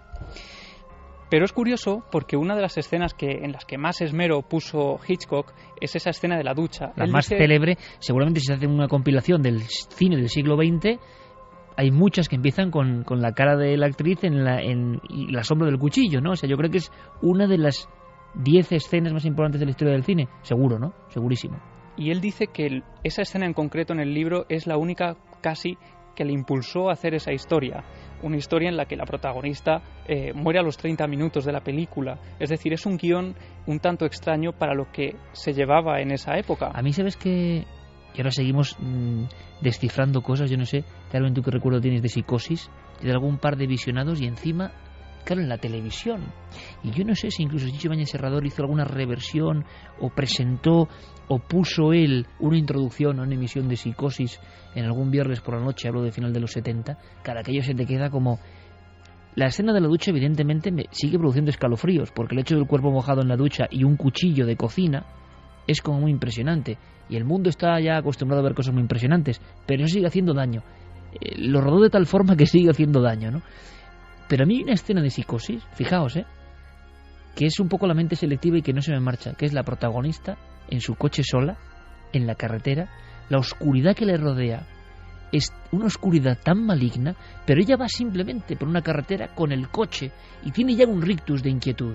No pasa nada, no hay ningún fantasma en la carretera, no hay ninguna luz extraña, no aparece ninguna sombra, es una mujer en la carretera. Pero claro, si alguien a otro nivel contempla una de las joyas del cine español, que es Muerte de un ciclista de Bardem, de Juan Antonio Bardem, verá algunas escenas de inicio muy parecidas, solo que son Closas y Lucía Bosé los que van en un coche, es el Madrid del extrarradio, es ya el campo, es una escena muy parecida a esa de Psicosis y genera también ese miedo. O sea que imagino que como todas las grandes películas, cada uno tiene su propia lectura, ¿no? Bueno, y es que es una escena que de alguna forma ha impregnado muchas imágenes, ¿no? También en el cine y que ha sido casi traducida en otras tantas versiones. Pero para que te hagas una idea del momento en el que se decide dar el impulso final a Psicosis y llevarla a las salas de cine de todo Estados Unidos, Paramount decide que solo se va a emitir en 4 salas, en 4 ciudades que son Nueva York, Chicago, Boston y Filadelfia. Esa es la poca fe que tenían en la película, que creían además que iba a ser, una forma de echarse incluso a la ciudadanía encima por esas imágenes. Por obsceno, ¿no? Claro, en las que además hay que tener en cuenta que él había rodado con el absoluto cuidado para no echarse encima a toda la censura que ya tenía detrás de sus pies. Y en ese momento en el que él decide que se proyecte esa película, tiene la idea de hacer lo que hoy llamaríamos marketing viral, ¿no? Ya lo hizo Hitchcock en el 60, el marketing viral. Sí, porque él lo que hizo es escribir una especie de folletos de su puño y letra que mandó a las salas de cine donde iba a ser proyectada, dando unas pautas muy concretas que tenían que seguirse a la hora de proyectar la película. Por ejemplo, avisaba de que había que tener contratados un número más importante de lo habitual de seguridad, porque decía que los altercados que podían producirse ante una película tan impactante podrían ser tremendos. Aquí volvemos al mito, Carmen, del exorcista y las ambulancias, que nunca se ha sabido si era de verdad o era parte de la propaganda de la compañía, ¿no?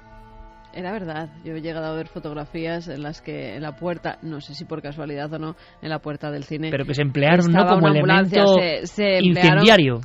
Lo cierto es que sí que es verdad que hubo desmayos tras ver esa película, gente que se salía directamente del cine viendo El Exorcista, porque eran unas escenas tan tremendas a las que no estaba acostumbrada la gente y tan realistas que verdaderamente hacían eco en las personas. Yo creo que es que incluso El Exorcista, el infarto que le dio en Barcelona a un ciudadano en nuestro país viendo El Exorcista. Yo creo que es que El Exorcista en el 74 sobre todo representa lo mismo que Psicosis en el 60. Sí. Es una ruptura, es una apertura hacia el miedo más inconcebible, más profundo, ¿no? ¿Y cómo es la reacción? Y más realista. Y más realista. ¿Y cómo es toda la reacción de Psicosis en el 60? De hecho, eso que tú estás diciendo aparece escrito en este libro, que no has leído y que esta persona, este guionista, lo cuenta y hace esa comparativa de Psicosis con El Exorcista posteriormente. Mira. Vamos a escuchar un corte también de la película en la que es una película, pero está reflejado y está recogido de esos panfletos originales que Hitchcock escribió de su puño y letra, con esas referencias a las salas de cine sobre cómo proyectar Psicosis. Hoy puede haber altercados. Y como Psicosis es tan aterradora, los vigilantes pueden ayudarles a ocuparse de los clientes que pierdan el control. Cuelguen nuestros relojes en el vestíbulo para recordar al público las horas de inicio de Psicosis. Se ha solicitado al gerente de este excelente cine que no deje entrar a nadie en la sala una vez iniciada la proyección de Psicosis. A fin de poner aún más de relieve el suspense y el implacable impacto de Psicosis, recomendamos encarecidamente que, después del rótulo que anuncia el fin, bajen el telón que oculta la pantalla de la sala durante 30 segundos seguidos.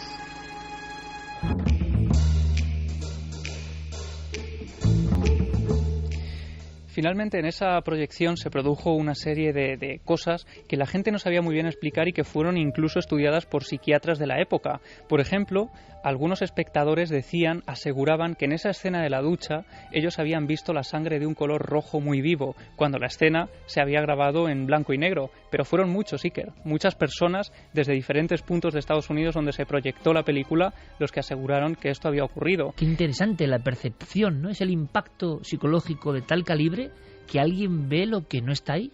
No, y de hecho era imposible que vieran nada rojo porque la sangre era sirope de chocolate, es decir, que ni siquiera, aunque se hubiera rodado en color, podrían haberlo visto así. Y otra cosa que muchas personas aseguraban haber visto y que aparece en muchísimos estudios, de hecho yo tengo aquí uno de esos que se llevaron a cabo, es que en la película Hitchcock aseguraba que no había rodado ninguna escena en la que se viera cómo el cuchillo apuñalaba a la protagonista, a Marion, dentro de la ducha. Sin embargo, muchos espectadores aseguraban, estaban convencidísimos de que habían visto esa escena, esa secuencia, bueno, ese frame. Yo mismo, ahora mismo, te digo que yo recuerdo lo que es la mente, ¿no? El cuchillo clavándose, pero quizá ahora pienso y digo, una cosa era la imagen del cuchillo y otra cosa la carne de la actriz, ¿no? Claro, el cuchillo en algún momento se ve rozando la piel, pero nunca se le ve atravesando la piel. Y de hecho Hitchcock tuvo especialmente cuidado de no mostrar absolutamente nada de esto. Y da más miedo que cualquier tipo de cosa gore que tú veas ahora mismo, de que le sacan la entraña, no sé qué, que es lo de estas películas de serie Z, y tú ves esto, quizá por la ducha. Hay algunas muy gores. Por eso, pero que esto me impresiona más, no sé, era como muy real, no sé, era muy real. Como tú decías, dolía la escena casi cuando la estabas viendo. Yo la revisionaba hace 2 noches y es verdad que estaba pegado a la pantalla. La cortina de la ducha, la indefensión que uno siente en la ducha, como siente uno cuando está en la sábana, en la cama y le puede pasar algo, pues es que se refleja muy bien ese miedo, ¿no? Pues ese miedo se tradujo en una serie de consecuencias que se produjeron a raíz del estreno de Psicosis, cuando ya consiguió un dinero importante y ya empezó a reproducirse y a aparecer en diferentes salas de los Estados Unidos. Por ejemplo, hubo muchas quejas porque se había producido un descenso importantísimo de la venta de cortinas opacas para las duchas de los cuartos de baño. Y también, y esto preocupaba mucho más a la gente del gremio, es que se produjo también un descenso de estancias en los moteles de carretera de todos Estados Unidos. Esto es brutal, o sea, a las personas les empezó a dar miedo, un miedo que no tenían antes, una escena, ¿no? Y no querían quedarse en hoteles solitarios que hay a decenas de miles en Estados Unidos, ¿no? En las carreteras. Sí, pero después llegaron una serie de consecuencias más graves que de alguna forma dificultaron pues que Hitchcock pudiera disfrutar del éxito de Psicosis. Al igual que ocurrió con Stephen King, lo contamos hace unas temporadas cuando publicó la novela Rabia, ¿no? Que muchos habían asesinado con esa novela bajo el brazo, pues lo mismo ocurrió con Psicosis. De hecho, los medios empezaron a hablar de que tras el estreno de la película se había producido un alarmante aumento de la criminalidad, especialmente en contra de las mujeres, y había casos señalados como por ejemplo el de un joven de 18 años, Leori Pinkowski, que había matado a cuchilladas a una mujer de 40 años y cuando había sido juzgado a cadena perpetua, sus últimas palabras fueron que había visto Psicosis más de una decena de veces e incluso la última vez que la había visto fue unos minutos antes de llevar a cabo este asesinato. Claro, aquí la lección clarísima y brevísima, ¿no?, del poder de la imantación maligna en ocasiones, en mentes complicadas, de una escena, ¿no?, de un impacto. Por eso, tantas veces hablamos de esta aldea global y de impactos constantes, insanos en ocasiones, y que la gente le da igual, pero en determinadas mentes son bomba de relojería.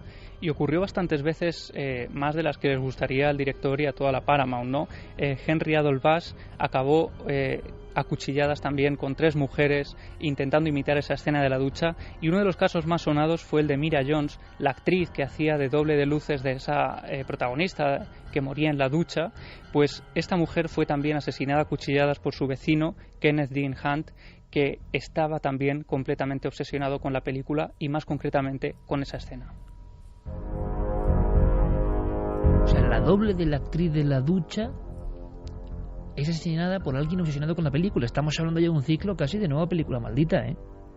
Y que ha pasado completamente desapercibida. Por eso a mí me llamaba la atención cuando estaba leyendo este libro, y por eso lo tengo lleno de posits, porque aparecen una serie de detalles absolutamente desconocidos y que, sin embargo, podrían formar parte perfectamente de esa lista de películas malditas. Y de ese hombre que empuña el cuchillo se ha llegado a contar algo, se han dicho muchas cosas, ¿no? Y de una vida atormentada después de esa, precisamente de hacer ese protagonista macabro, ¿no?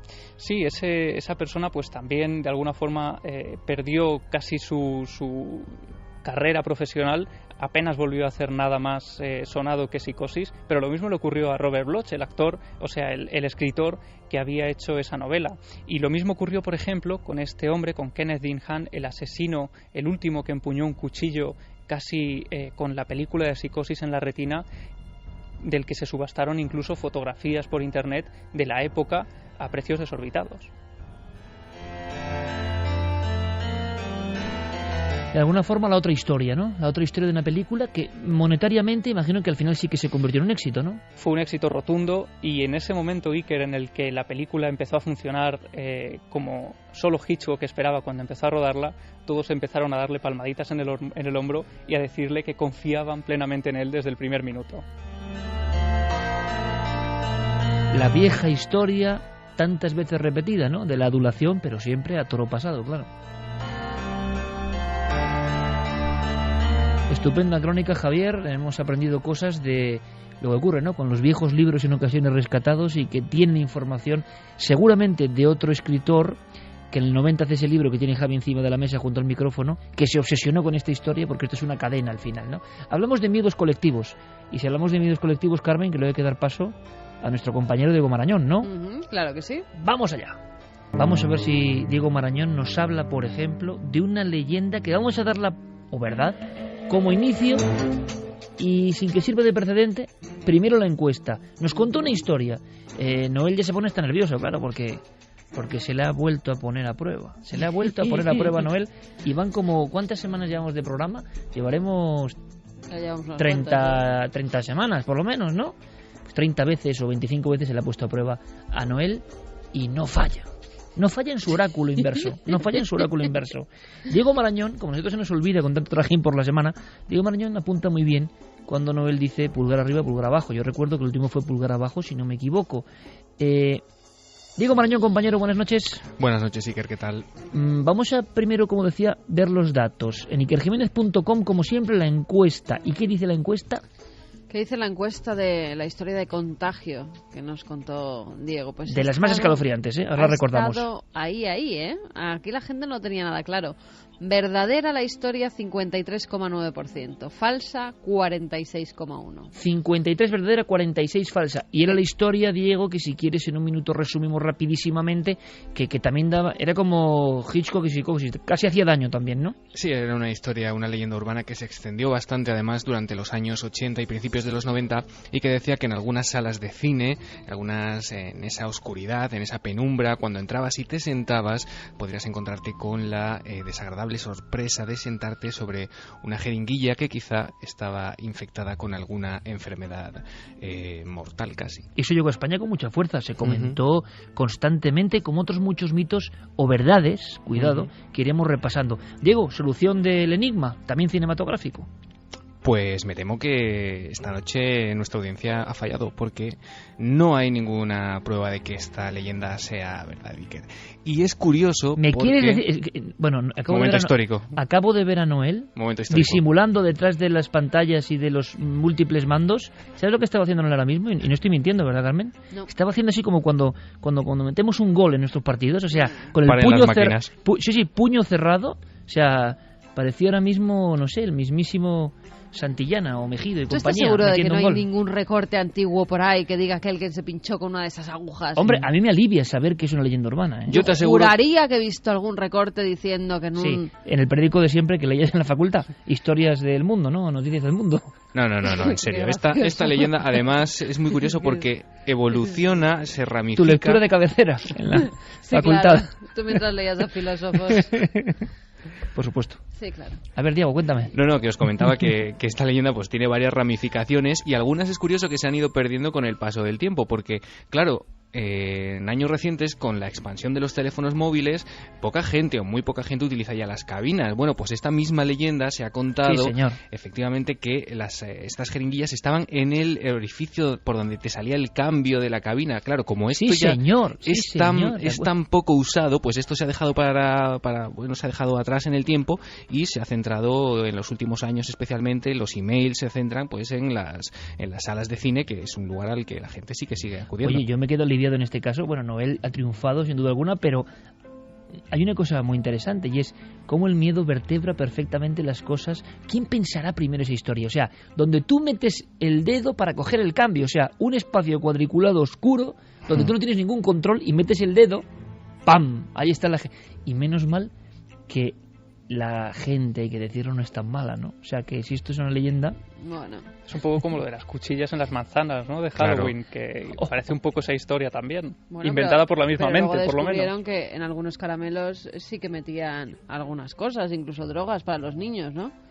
En esos caramelos de Halloween, con lo cual las mentes para hacer el mal siguen funcionando. Leyenda urbana, por lo menos en España. Y España, para matar perros, seguro. perdona Iker, sí que meten cuchillas y meten agujas. Y con eso los perros se mueren. Sí, y ojo, porque en Marruecos ahora han descubierto un salchichero como el de Venecia, pero que recogía en Casablanca, si no me equivoco, perros y perros enfermos, y llevaba no sé cuánto tiempo en esos mercados que sacan siempre todos los programas de viajes, que están ahí todos con la fritanga y no sé qué. Y que tú siempre dices, qué buena pinta tiene la comida. Sí, pues decía toma. eso, sí.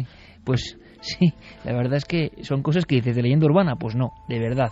Bueno, o sea que por lo menos nos quedamos así con una sensación de bálsamo casi, Diego, ¿no? De que eso no hay constatación, excepto en esos bizarrísimos periódicos de la facultad, que reconozco todos leíamos, Noticias del Mundo. Un día habría que dedicar un espacio, ¿no? A esos Eso titulares asombrosos. Por el momento parece que podemos quedarnos tranquilos y seguir acudiendo a las salas de cine. Genial. Nos quedaremos más tranquilos con la siguiente historia. ¿Fallará Noel como es habitual y costumbre y nos dejaría sorprendidos a cierta otra vez?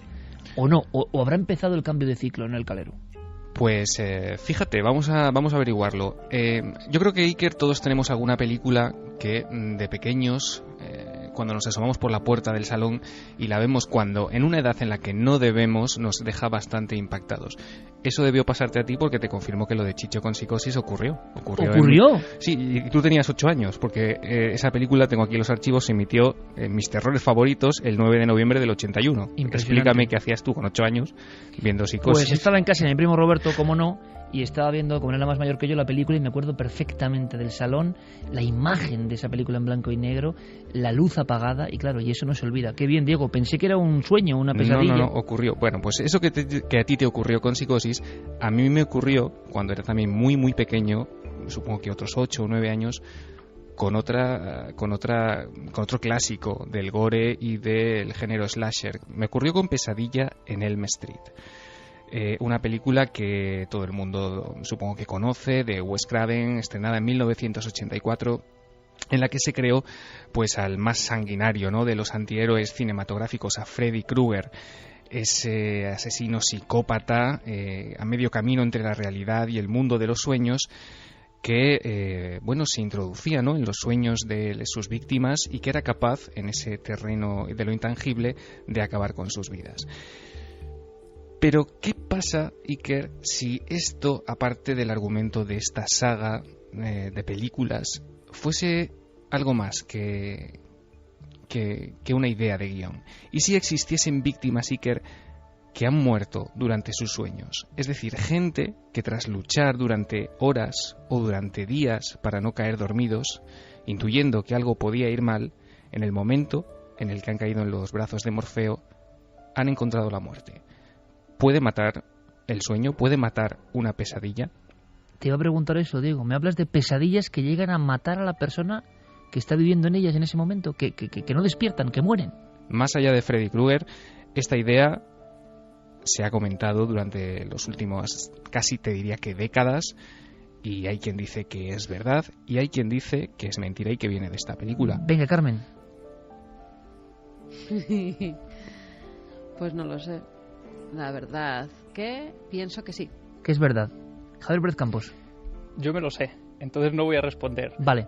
Pero te voy a contar una cosa, y estamos hablando en una noche de cine y obsesiones. Robert Englund, precisamente, el actor que daba vida a Freddy Krueger, estuvo también obsesionadísimo con ese personaje. Decía que le visitaba durante las noches y, de hecho, una vez aseguró haber llegado a verlo. Lo que ocurrió es que se había quedado dormido, maquillado delante del espejo y estuvo a punto de sufrir un auténtico infarto. Fermín. Que sí. Curioso, ¿no él? Ahí está un valiente. Que no. Apunta, Diego. Me lo voy a apuntar, pero ahora mismo además. Vamos a recordar, creo que tenemos algo para recordar a ese Robert Englund y a ese personaje extraño que también generaba pesadillas. Tenemos un corte de la película Iker de Pesadilla en Elm Street, donde la protagonista caía en esta especie de trance y se encontraba, casi podía rozar a este ser de pesadilla. Gracias, compañero. Hasta la próxima semana. Hasta luego. ¿Desde cuándo se encuentra así? Desde las muertes. Antes dormía muy bien. Ahora cree que sus sueños son reales. Ya está dormida. Gracias a Dios. Pues ¿qué son los sueños? Misterios, oscuros procesos de la mente. La verdad es que aún no sabemos lo que son ni por qué existen. Doctor, ¿qué hace ahora? No lo sé. ¿Está dormida o despierta? Algo va mal, se ha acelerado. José Ramón López dice si es posible que te mate el miedo o un susto, ¿por qué no una pesadilla? También nos decía Cristian Sancho, anda, Freddy Krueger, ya estamos todos, los oyentes más sugestivos no dormirán esta noche, supongo. Pedro Teruel, en La nave del misterio hablan de psicosis mientras estoy viendo la serie que narra la vida del asesino Bates Motel. Doctor Alban, el gore es lo peor que ha dado el cine de sí. Santiago Romero, lógico, ningún miedo supera al que nuestra mente es capaz de crear. Sergio Basso nos dice que al final de Psico hay una imagen subliminal, una calavera, su madre, sobre la cara de Norman Bates. Darvos. O sea, fíjate, hay subliminalidad en el terror antes del Exorcista, que se supone en el 73, las primeras imágenes subliminales brutales, que dan un miedo que vamos, no lo veo yo esa película solo, lo he dicho muchas veces y no la veo, pero el momento en que aparecen las máscaras, que tú lo analizas en un libro de los tuyos, Carmen, de La Iglesia y sus demonios, creo que es, las máscaras blancas que solo son pruebas de maquillaje de la doble, pero colocadas de forma subliminal, es terrorífico. Sí. Darvos nos decía que para ver Posesión Infernal en el cine te dan una bolsa por si hiperventilas. La versión de ahora que han sacado, ¿no? Será otra de esas estrategias de marketing que utilizaba el maestro antes de Hitchcock, ¿no? Sí, pero en el 60, claro. Bueno, a lo mejor te la dan para vomitar, ¿no? Si puede, no ser, la película. puede ser. David dice... Con algunas se forrarían con eso. David, que ha nacido un nuevo milenario. El 31 de bravo. marzo ha sido papá por primera vez. Quiero que sepáis que Matías es desde esta noche uno más en la Legión Milenaria. Oye, Matías, bendición cósmica milenaria. Exacto, que ello quiere recibir nuestra bendición milenaria, que lleva mucho tiempo escuchándonos y que ha oído que se la damos a otros peques que se han incorporado a la vida y que le parece uno de los gestos más bonitos y entrañables que un oyente se le puede brindar. Con todo el respeto, nosotros no somos ningunos papas del misterio ni nada de eso, pero, oye... Pero somos papás. Pero, eso sí, pero todo lo que significa milenio, ¿no? Y con esta música de fondo, con alegría, pues oye, una bendición quiere decir todo lo mejor, como decían los antiguos, todo lo mejor para ti, para ese arco y esa flecha que se expande hacia el universo, que es un nuevo ser vivo. Enhorabuena. Y seres que siguen cumpliendo años. Sombra, que comenta muchas veces en nuestros Twitter, pues que cumple años justo esta misma noche. Dice que sería una ilusión que le felicitáramos. Pues ahí va la felicitación. Por supuesto, claro que sí. Pero a cambio nos tienen que ver mañana. Eso. En Cuarto Milenio. Y el martes en Telecinco. Sí, es una mezcla un poco extraña, ¿no? Es decir, en Milenio 3 en la cadena SER, en Telecinco el martes, el domingo en 4. Yo estoy seguro que estamos ya en el límite. Lo digo ya, luego que no se malinterprete. Estamos ya rozando la troposfera del hartazgo. Y yo espero que no sea así, porque claro, ya no sé qué os vamos a contar, si llevamos tanto tiempo contando un montón de cosas. ¿Sabéis lo que ocurre? Que cuando creemos que ya lo hemos contado todo y la gente dice, oye, ¿cómo surgen los temas? Y dice, pues simplemente investigando, simplemente observando. Cada semana, lo estamos demostrando este año, pasan miles de cosas. Hay que estar atento. El mundo, aunque a veces sea un sitio bastante desabrido, siempre tiene secretos y misterios si hay ese espíritu, ese alma para percibirlos. Y aprendemos de todo. Hoy hemos viajado a la actualidad terrible de lo que está pasando en Corea y Estados Unidos. Atención, el libro secreto de los presidentes. Hemos viajado con Sánchez Dragó por la España misteriosa y hemos conocido las puertas del infierno. Hemos sabido el